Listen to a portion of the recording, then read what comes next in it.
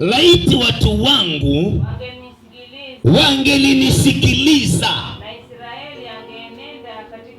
na Israeli kama angenenda katika njia zangu,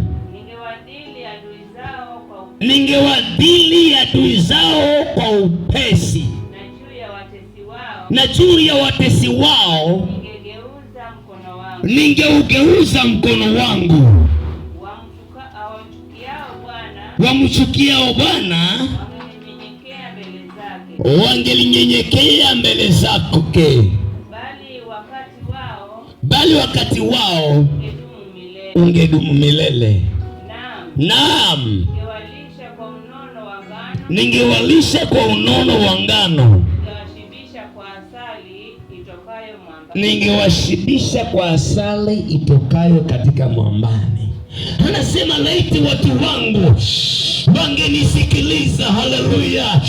Laiti watu wangu wasingeweza kulala mbele za uwepo wa Bwana. Anasema laiti watu wangu, wewe umefanywa kuwa mtu wa Mungu ndani ya damu ya Yesu, ndani ya mamlaka ya Yesu. Anasema ningelidhili maadui zako, ningepambana na watu wanaosimama kinyume chako. Haleluya! Kumbe kile kinachotushinda sisi kukosa kusikiza aliko Yesu. Anasema laiti watu wangu waningelisikiliza. Na ndio naunganisha hii mistari hii na mistari ile tuliyomalizia, ya kwamba tulisema wakati wewe unapoweza kumkaribisha Bwana, faida ya kwanza utapiganiwa. Haleluya! Kwa hivyo inamaanisha si nguvu yako kupambana na hali unayokabiliana nayo. He is the power of God. Ni nguvu ya Bwana, si nguvu yako, si ujanja wako, si maarifa yako, si chochote ambacho uko nacho, bali inahitajika wewe kuweza kujitiisha na kumsikiza Bwana. Anasema laiti watu wangu, haleluya, wangenisikiliza, ningedhili maadui zao, ningeweza kuwaingiza katika nchi ya unono. Wapendwa, maisha yetu katika njia hii ama nyingine kuna kunenepa. Haleluya! Hata kama kuna hali inakufinyilia, endelea kumsikiza Bwana. Kutoka quickly, haraka has no blessings, but today it will have blessings. Haina baraka, lakini leo itakuwa na baraka. Kutoka 14 from verse, wow, Tanivae miwani ndio sasa naona vizuri. Nakubali kwamba nimekuwa mtu. Verse 13. Mimi nami na siku ya leo nasema kama Musa alivyonena. Haleluya!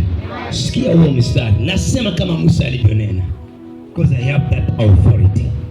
Yasemaje?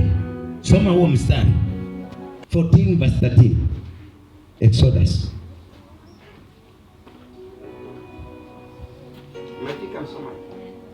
Tufanye haraka. Musa akawaambia, na mimi nawaambia,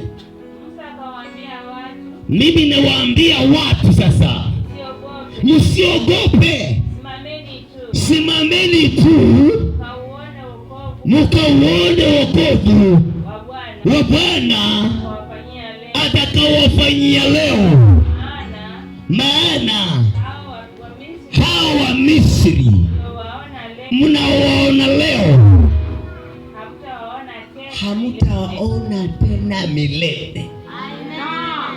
Anasema Musa akawaambia, ni wakati gani Musa ananena haya maneno? Mbele yao kulikuwa kuna maji, bahari ya Shamu imejaa sana. Kwenye hiyo maji imejaa, inaitwa ni bahari ya Shamu. Nyuma yao kuna jeshi la Farao, Wakiangalia nyuma wanaona kuna vumbi linalosababishwa na jeshi la Farao. Zile nyumbu na zile farasi za Wamisri zilikuwa zimebeba majeshi. Kwa hivyo wanaona hapa tunaenda kufa, tuna maisha. There is no life but we see death. Hallelujah. Lakini Bwana anamwambia Musa, waambie watu wangu wasimame wakauone wokovu wa Bwana nitakaweza kuwafanyia leo. Hao Wamisri wanaowaona, hao maadui wanaowaona, hayo matatizo wanayokabiliana nayo hawatayaona tena, maana Bwana atawapigania nao watanyamaza kimya. Kunakopiganiwa na Bwana, kunakopiganiwa na Bwana, kunakopiganiwa na Bwana ndani ya maisha yako, ndani ya nyumba yako, ndani ya kazi yako, ndani ya uzao wako, ndani ya biashara yako. Musa anawaambia watu, simameni. Haleluya. Watu wanaja kuketi, wanahitaji wasimame. The problem you are facing, ile shida unakabiliana nayo, ile ugonjwa unakabiliana nao, unahitaji wewe usimame. Yale mambo unakabiliana nayo yanahitaji msimamo wako. God anahitaji you stand, unahitaji usimame. Haleluya. Bwana atasimama na kupigania na maadui watashangaa. Haleluya. Ndio tukasema unapomkaribisha Bwana, faida ya kwanza utakuja. Amina. Ndipo za kupigania